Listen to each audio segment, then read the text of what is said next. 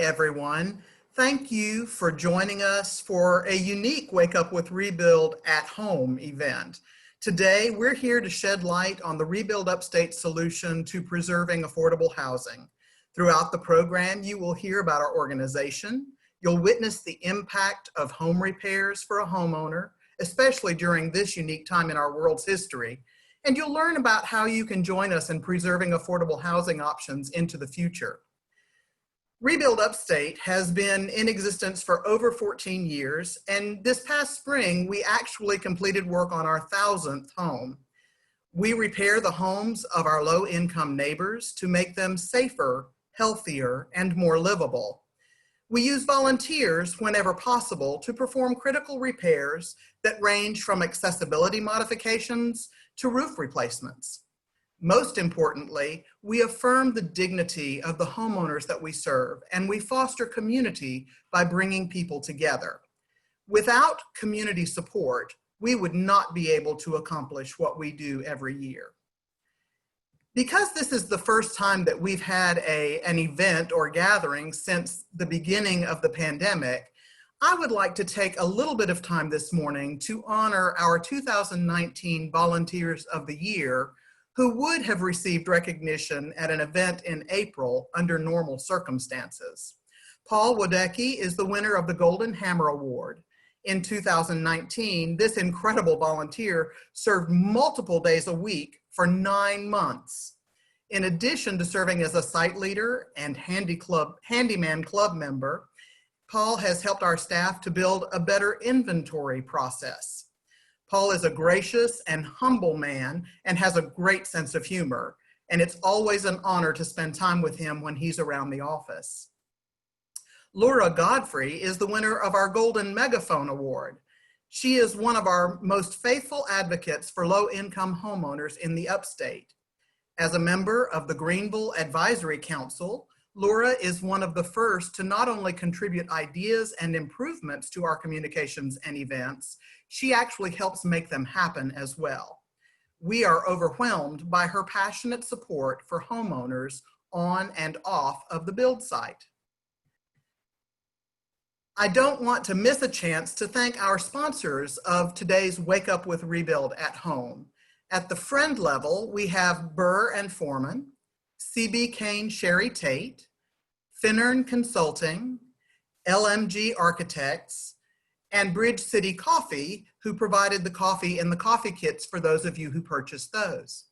At the partner level, we have Complete PR, GSA Business Report.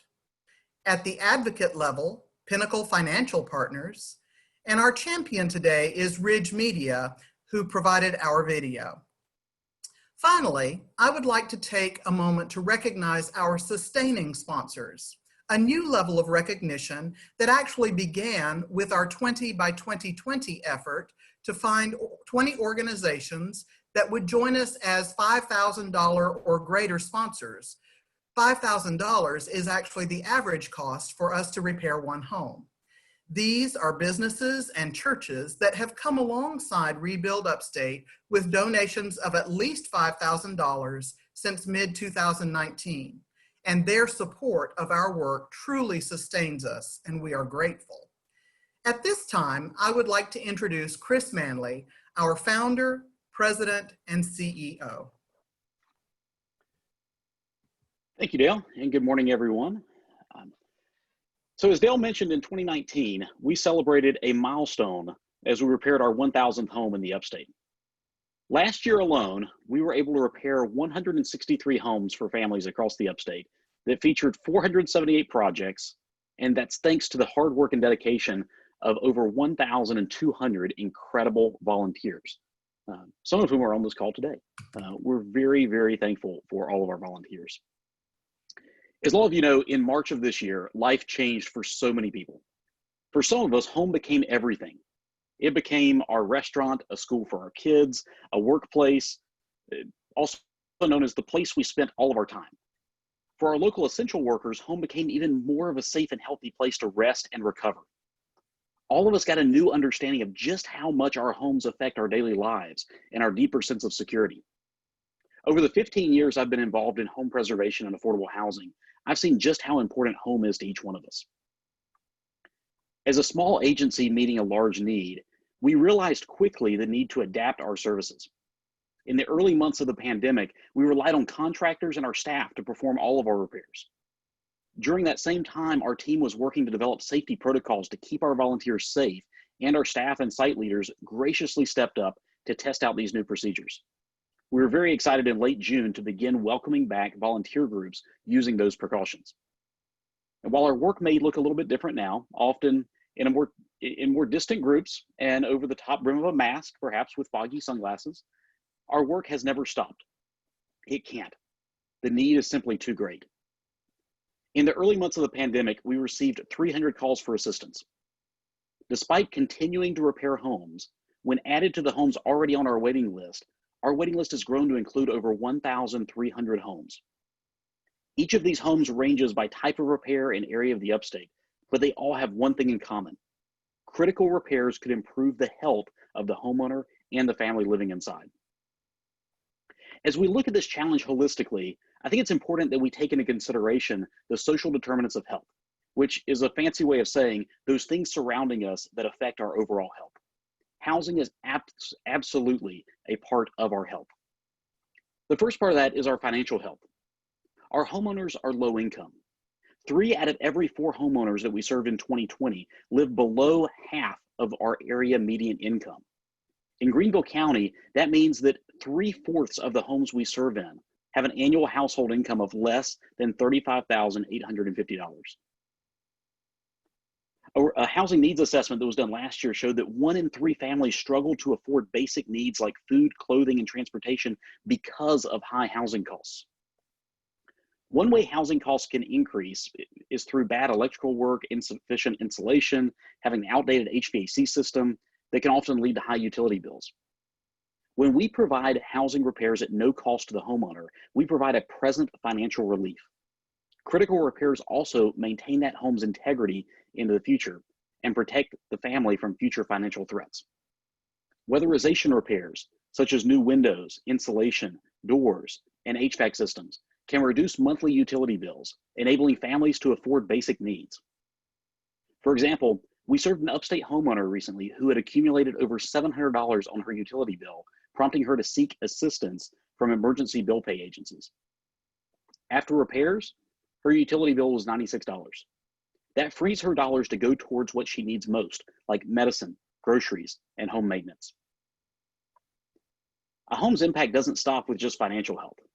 A home can either safeguard or threaten a family's physical health. You might ask how. Shoddy workmanship can lead to fires in homes. In 2018, there were 36 deaths in South Carolina due to residential fires. 25% of those deaths were in counties that we serve. We want that number to be 0. Holes in floors or bathrooms not designed for aging can lead to falling. In fact, the CDC reported that among older adults, falls are the leading cause of death and injury. In many homes, mold and dampness can worsen existing respiratory and chronic conditions, or even create those conditions. While carpeting and things like that can have allergens and toxins that can endanger a family. In 2019, Rebuild Upstate served one homeowner whose daughter's asthma was growing increasingly dangerous. It was the family doctor that recommended they look at the house for the threat. Well, as they called us and we looked at the house, we realized that they had carpet that was over 40 years old that desperately needed removing. But the homeowner couldn't make those repairs themselves and put down new flooring. Volunteers made this possible. And when we followed up with this homeowner, she reported that her daughter's cough and health is so much better. If the state of the home is threatened, it's not just financial health and physical health that are of concern, it's also the family's mental health. Multiple local and national studies are coming to the same conclusion. There is a solid correlation between the state of our homes and our mental health. When your financial and physical health are threatened, you may experience increased anxiety and stress. Socially, somebody may experience shame or isolation because of the state of their home, even depression. In addition to how it affects us as adults, children and teenagers are not immune to home-related stress either. The threat of moving from the home or perceived parental stress can create adverse effects in the life of kids. When safe and healthy, home is an indicator of educational success. But there's hope. A study by the Journal of Urban Health found that housing-related mental health issues may persist only as long as the housing issues exist. That means that if we can make critical repairs, they have a direct, immediate, and positive effect on the mental health of our neighbor. These are the things of why Rebuild Upstate believes so strongly in home preservation, in helping people maintain a home in a safe and healthy way. It's about more than bricks, flooring, the roof, windows. It's about people in the home and taking care of them and their health on so many levels. Issues of financial health, physical health, and mental health don't have to go unsolved. Home restoration keeps families in their home. Repairs keep people together in a community. It reduces neighborhood blight. Rebuild Upstate is uniquely positioned to make a lifelong difference in the health and quality of the life of an upstate family. But here's the thing, we can't do this alone. I've said a lot, but no one can tell this story better than one of the incredible homeowners that we've had the privilege of serving. Recently, we've had the privilege of working with Miss Paulette. She's a community leader, a mother, a widow, and a friend to everyone she meets. Thanks to our friends at Ridge Media, we've been able to capture her story. After we watch her story together, we're going to move into a live panel in time for Q&A. You'll hear directly from Miss Paulette and the volunteers and even one funding partner who made her repairs possible.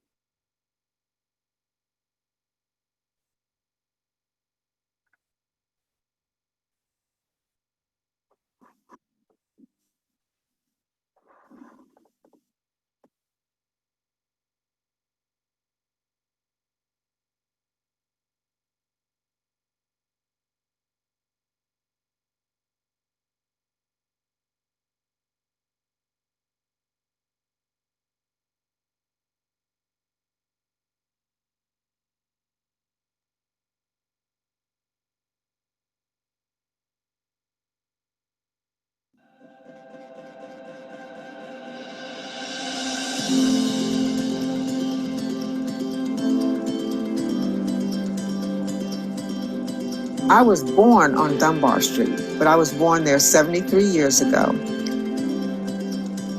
Soon after that, though, we moved to Philadelphia. So I've lived in Philadelphia and New Jersey the majority of my life until 2004, when I moved back here. And what brought us back here is my husband had cancer, my brother had cancer. I quit my job after 21 and a half years and to help to take care of them. But unfortunately, my brother died 4 days after I moved here. And a year to 6 days, my husband died after that. So Paulette was on her own.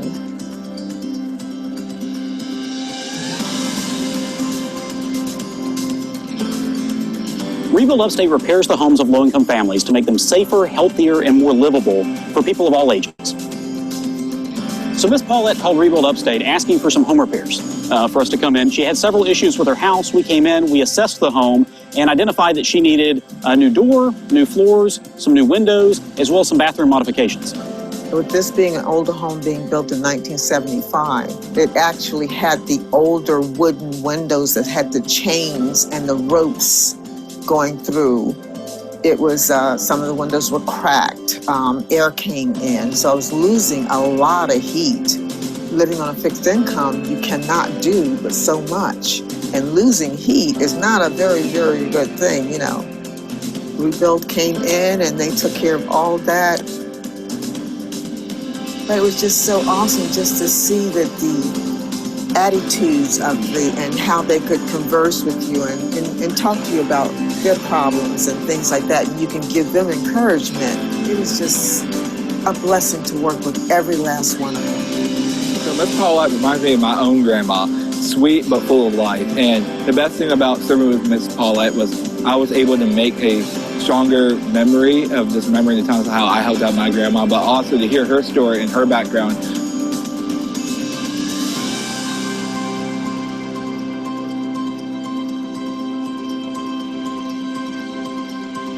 It's bigger than our story. It's more important to know someone else's story before we care about our interests. Working with a homeowner is such a joy. And at the end of the day, when you look back and see what you've done for them, it just gives you so much joy. The electric company sends me every month a printout as a scale, And I'm always the one in my neighborhood who's lower on my air conditioning or my heating, there to do these things for you. And being seniors, not only just being seniors, but being, on fixed incomes, and knowing that these programs are out there for us to take advantage of, and and just live safely in your home, and be comfortable and everything, and not worry about, well, where am I going to get the money to pay for this, and where am I going to get the money to pay for that? I still would love it that people would reach out and get the help that they need for their homes, for their families, because it's there. It is there.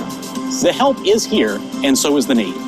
Right now, Rebuild Upstate has over 1,300 homes just like Miss Paulette that need our assistance, that need our help. They're homes that are in disrepair. Rebuild Upstate has a long track record, over 14 years of helping families. In fact, we've actually repaired over 1,000 homes as an organization. We need your help to make that a reality for those families. Give of your time. Come volunteer with us on a work day. Come volunteer in our office. Give of your financial resources, whether it's yours, your churches, or your businesses. We need your support. We're able to serve 160 homes a year right now. We want that to be greater. It needs to be greater to meet that need. Will you join us?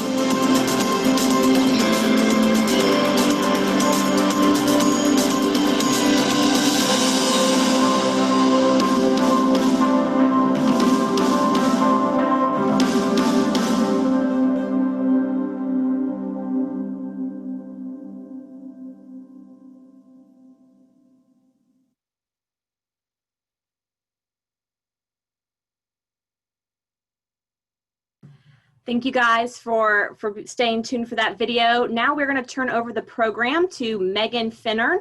She will be introducing our panel and getting us started on the live Q&A. So Megan, over to you. Good morning, everybody. Thank you all again for joining us today. As she said, my name is Megan Finnern. I am a board member at Rebuild Upstate, and I'll be moderating this morning's panel. So today we're going to hear from a homeowner, a volunteer, and a funder. You're going to recognize a couple of faces from the video that we just watched, and a few new faces. And what I know we mentioned earlier is that each of our panelists today was instrumental in making critical repairs happen on one and have the unique opportunity to hear directly from each of them, those people who are on site building community. If you have any questions during the panel, please type them in the chat box to everyone anytime during the discussion. Please also make sure you include the name of the individual who you would like to ask the question. And our team will basically be reviewing those questions and putting them in the queue to me personally. We will do our best to answer all of the questions, but please know that we may not have time to get to all of them during the live discussion. But if you do ask a question and we aren't able to respond, we will do our best to follow up and provide answers following today's panel discussion. So before we get started, just a friendly reminder, if everybody for some reason is unmuted, just make sure to check that you are muted out of respect to the other panelists. And each of our panelists, please unmute when it's your time to speak, and then mute again when someone else is speaking. So our panelists, you have met Miss Paulette in the video that you just watched. She is a homeowner and a friend. She received repairs from us that included flooring, window, door repair, accessibility repairs, and roofing repair. Graham Profit is a Rebuild Upstate site leader and has been for over 10 years. He led 2 group build days at Miss Paulette's home. Tim Womack is the Aging Services Director with the Appalachian Council of Governments, also known as ACOG, and they funded several of Miss Paulette's projects, including accessibility modifications and flooring. Mackenzie Lappin is a Build Day volunteer with Fellowship Greenville, and Eric Addison is also a Build Day volunteer with Fellowship Greenville. So let's get started. So the first question is for Miss Paulette. Let's start with you. How has life changed for you since COVID-19, and what has home meant to you during this pandemic? Good morning. First thing is, so much has changed since COVID because of the fact that I'm safer. I have an air conditioner that works because of Rebuild. And I also have, I just feel secure and comfortable, and my bedroom has always been my room to go to, my comfort place. And now that my floors are done, and which was not in the picture, it was to do the roof, the ceiling, but it turned out we needed the floors done, and they did an awesome job on my floors and the hallway and the bathroom.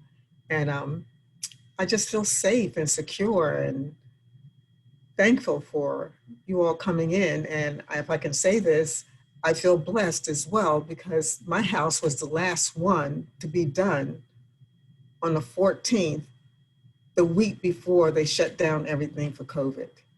So I'm blessed to have everything, and I just made me feel so much more safer and everything. So thank you all very much. Wow, that is really wonderful. Thank you. And with the pandemic, obviously, many of us have been stuck in our homes. Many of us today are joining from our homes. So it is really a blessing, I think, and really a gift from God that is something we were able to do. And so Mackenzie, let me ask you, as Miss Paulette said, this was the last home that we were able to do a group build day on before the pandemic. How did having this community activity affect the relationship and the feeling of camaraderie amongst your team during the pandemic? It was a really awesome opportunity for us. As a group, we were looking for ways to kind of reach out to our community, and Fellowship Greenville, partners with Rebuild Upstate. So that's how we found out about that opportunity. And it was just such a good way for us to come alongside one another and work together to accomplish something. Not only just to have that satisfaction of completing a project, but to know that we were helping a neighbor, and to meet a new neighbor, Miss Paulette. And it was cool to see how different people in the group had different strengths that they brought to the table in the project. So people just all kind of naturally fell into place, and it was just so cool to see that teamwork. And I think it really did make us grow closer as a group to serve together like that. Thank you, Mackenzie. And, again, what a great experience to have right before you work together for such a long time. Eric, I know that we heard from you a little bit in the video, but if you want to add anything to what Mackenzie said, but also it would be great to know as an individual, what drove your decision to decide to volunteer with Rebuild Upstate, and what was the best part of your build day? What drove me to help out with Rebuild Upstate was mainly just to meet new people and meet new faces, and just able to serve the community that we live in Greenville. And my favorite day was talking to you, Miss Paulette. Like, it was great to know who you are and just to hear your story and your background, and to know that you have some great taste in music. But it was just really great just to meet you, and that was like my highlight of the day. Thanks, Eric. And I think what's so great about the volunteer work that so many different groups do and individuals do is everybody has kind of their own reason for getting out there and doing it. And what's so magical is how that all comes together on those build days and how the teams are able to work together. I'm going to move to Tim from ACOG. So Tim, your organization was instrumental in the rebuild of Miss Paulette's home. Could you share with us why ACOG supports Rebuild Upstate and why you guys continue to do so? Back in 2012, working here, we help seniors with everything from meals to transportation to home care and minor home repair. We were getting all of these calls, ever since we've been in existence, where seniors needed help getting in and out of their home, needing a ramp or grab bars to get in and out of the bathtub. So in 2012, I talked to one of the sweetest ladies I've ever met, Sarah Newton, and the organization was Rowego Ministries. And so we partnered on a small scale back then just to do ramps and grab bars. And throughout the years, you know, working with Chris Manley and Dale Stewart and Nick Kulik, we've expanded what we do, and I've advocated to our legislators for more funding for minor home repair. As Chris said, there's 1,300 homes on the wait list right now, and it breaks my heart hearing the phone calls that we receive here at our office, where a senior may have a soft floor and they're scared to walk across the room, or can't get in or out of their home or tub. So it's our mission to keep seniors at home as long as possible. Nobody wants to go to a nursing home or an assisted living. They want to stay home. So it's our goal, and I'm so thankful that we met Sarah back in the day and now working with you all to stretch those federal and state dollars as far as they'll go to meet as many needs as possible. Thank you, Tim. That's incredible. 8 years. What a wonderful gift that you and your organization helped to bring to so many people throughout the upstate. So thank you so much. And thank you for giving us some background on that. I'm going to move to Graham, who's one of our site leaders.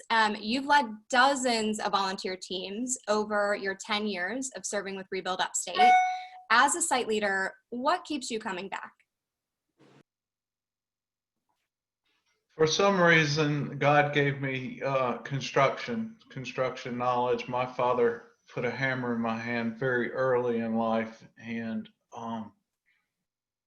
I found that I had an ability to share certain things with these groups and just make it happen. And just seeing the amount of stuff that we're able to do for people just to give them basic needs in their house that they had lost. And working with people, it's amazing how we're able to come together, and some people know what they're doing and some people don't, but at the end of the day, we get the job done and people get their houses back. What a joy that is. Absolutely. Definitely a way to bring light into the lives of our neighbors and our communities.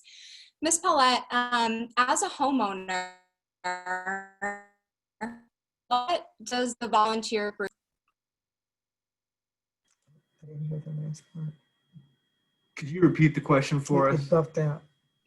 Sure. As a homeowner, what does the volunteer group mean to you?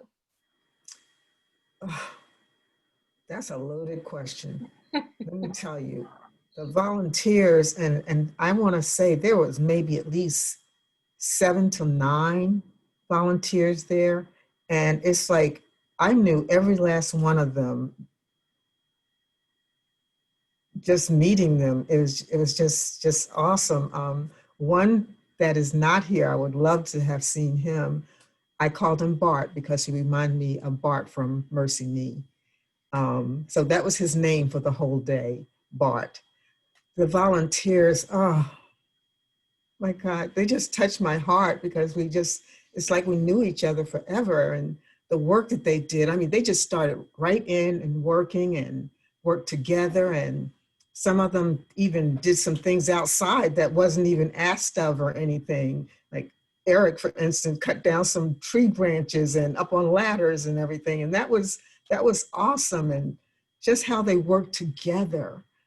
And whether they knew each other from before or not, it just did so much for my heart to know that these young people were coming in to volunteer and do this work for me and not even knowing who I am.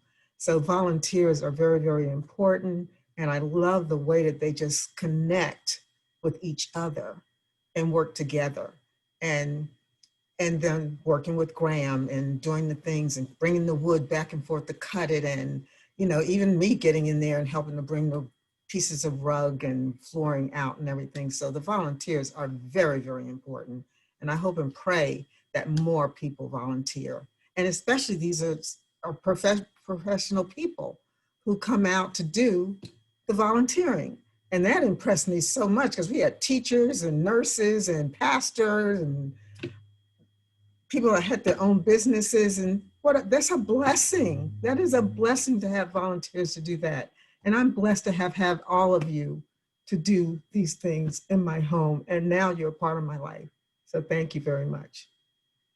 Thank you. I know that was a loaded question, but I think that you did a great job answering it. So thank you. I can tell that's all from the heart. I have a few more questions for the panelists before we wrap up, but really quick, I'm wondering if Chris Manley, if you could just give us a quick overview, 1 to 2 minute of how we started and the name changes, just to kind of connect the answer from earlier from Tim.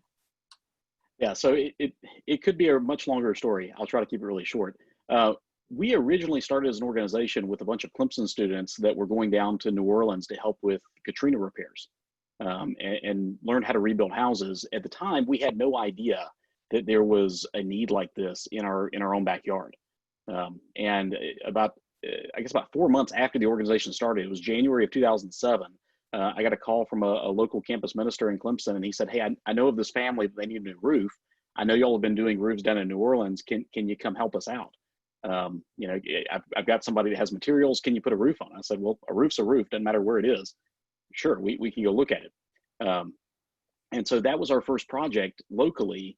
And over the course of the next 5 years, we completely transitioned what we were doing from New Orleans to here, because there were lots of people in New Orleans that were helping there, but we realized there's this huge need in our own community, and it's just not getting met. And so that's what led to the birth of the organization. We went through several different names until finally we had a group of some amazing volunteers and people that helped us really find one that fit us, which is Rebuild Upstate. We rebuild homes in the Upstate. So. Thanks, Chris. Sorry, a little bit divergent there, calling on someone who's not an official panelist. So thanks for answering that. Sure. So Ms. Paulette, I have one more question for you. So rumor has it that you carry around Rebuild Upstate pamphlets to give to those in need. Why do you do that? Because there's so many people. I volunteer a lot for the church that I go to. And there's always somebody in need, or they're complaining about their homes and things like that. And some of them have children, single parents, male or female, and things are wrong with their homes, and seniors especially. And unfortunately, we as seniors have a lot of pride, and we don't like to ask for help. So when they start talking about things, and sometimes I just overhear people talking, I just reach in my bag and just hand out a pamphlet and give them a call and talk to them, because you need this. And I go on and on and on. And I am a talker, so I will put myself out there and tell them what they do, because they'll ask me questions. So I carry the pamphlets around and I give them out wherever I am. And sometimes I even leave them in stores on shelves and things like that. So, that's just me. No, that's awesome. We love it. Well, we're so glad that you're part of the Rebuild family. So I have one question for all of our panelists, but before that, I would like to just put a few questions to Chris to answer for us that have come through the chat. So the first one is, how and when do we get people back to work on homes? And the other is a question about the breakdown of funding. So Chris, could you answer those for us? Sure. So we currently have volunteer groups. If you're interested in volunteering and getting a group involved with us, Abby is the best person to go to.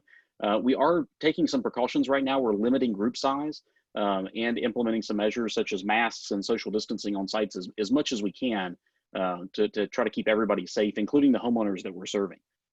And so we're back to work. We've been working the whole time, although we did take a little bit of a pause with volunteer groups for about 3 months there. And then what was the other question, Megan? Just a breakdown of funding. When people donate to us, where does that go? Sure. So about half of our funding is governmental funding and contract funding that we have through various connections, including with ACOG. Tim and ACOG are a fantastic partner with us. And then the other half of our funding comes from individuals, companies, and churches and foundations in our community that believe in helping to meet this need. Thank you. Yeah. So I know that we're going to go a little bit over on the panel discussion, but I know we sincerely want to try to get people out by 9 o'clock. So 30 seconds for each of our panelists. What's one thing you want community leaders who have joined us today to take away about engaging with Rebuild Upstate to preserve homes for our low-income neighbors? So Ms. Paulette, I'll start with you. Oh my goodness. Okay. You really put me on the spot this morning, right?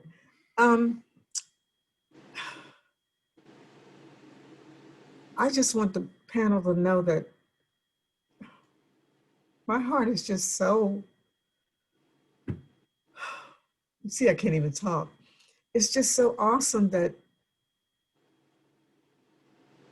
the finances are there to help people like me. And there's even things that I wasn't even able to name that you all have done, things that I didn't even know that needed to be done. I just want to say thank you to the whole panel, for everybody that's from the CEO to the volunteers. We couldn't live in our homes or anything if it wasn't for you all. And I just thank you so, so much. And I hope and pray that I'm answering your question in the way that you asked me. But right now, my heart is just pumping because I know and love everything that you all have done for me and for so many others. So I just say, I'm going to keep putting the name out there and calling and seeing if I can volunteer myself. I've already talked to Abby about that, to volunteer to do things, even if it's answering phones or doing whatever I can. I'm 73, but that doesn't mean I can't move. So. Thank you, Ms. Paulette. That was perfect. So Graham, 15 seconds, most important thing.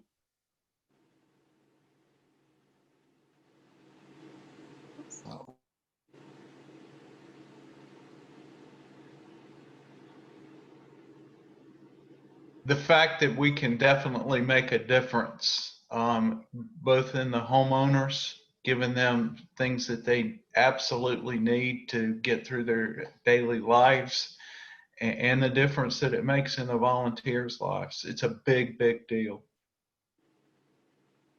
Thanks, Graham. Tim? Advocacy. We need to go to our legislators, to our city and county leaders, and urge them to support groups like Rebuild Upstate, where we can take tax dollars and by Rebuild Upstate using volunteers, we're able to stretch those dollars as far as they'll go to help as many people as possible. So the legislators and your city and county leaders need to know the opportunity we have by partnering with Rebuild Upstate. Thanks. Mackenzie and Eric. I would just say, when you support Rebuild Upstate, you not only have the chance to serve the community and go into it with the mindset that you want to be a blessing to others, but you'll probably end up being blessed in return so much more than you could have imagined. And when you invest in Rebuild Upstate, you not only you seek the interests of others, but you make memories and you make moments that you will never forget, and you get to not only share that with your kids and your families, but with other people with the same vision, the same mindset to love one another as you would yourself. Thank you, Eric. Well, let me just say a huge thank you from the bottom of my heart to all of our panelists. You've done a wonderful job today. Thank you, everyone who is out there listening. I plead with you to excuse me going over a little bit on my time. Please hang with us till the end. And thank you again for just being here today. I'll turn it back over to Abby. Thank you, Megan. And I will pass that mic over to Chris, who will sign us out this morning. So, yeah, thank you, Megan. Thank you to all of our panelists. Thank you all of you for being here. I think we've talked a lot this morning about the need that exists in our community, and how Rebuild Upstate, and thanks to all of our volunteers, our staff, and kind of Rebuild community to help meet that need. But the truth of the matter is, we know of 1,300 families that need help. There are probably even more than that in the communities that we serve in that desperately need our help and assistance. It's amazing still to me that $5,000 can repair a home. It can create a lifelong impact with a family. For just $5,000, that's the average cost that it takes us to repair each home. And for every additional $5,000 that we can raise, that's an additional family that we can serve, an additional home that we can repair and get back to a safe and healthy spot. So we need your help. We can't do this alone. We need you to join us, and we want you to join us. Our hope is that you will give today, and you'll make a pledge to get involved in the future. I went to all of you. We have a page set up, rebuildupstate.org/join-us. There's a link in the chat box now. You can see it on your screen. I believe you'll also probably have an email in your inbox if it's not already there. We ask you to complete that card and let us know how we can serve together. I will say, as we live in this virtual world, after you fill out that pledge card, you might get some emails after that. And so we hope that you get that information that you need to get involved and to get engaged. I do want to thank all of you so much for joining us today for Wake Up with Rebuild. Tell your friends, share this message. I know somebody's asked, if we're going to have this available. We are recording this so we can have parts of this available afterwards for you to share with other people. Help us tell other people in our community about the need that we have. So again, thank you so much for being with us, and thank you for working with us to make housing safer, healthier, and more livable for every one of our upstate neighbors. Have a wonderful rest of your day.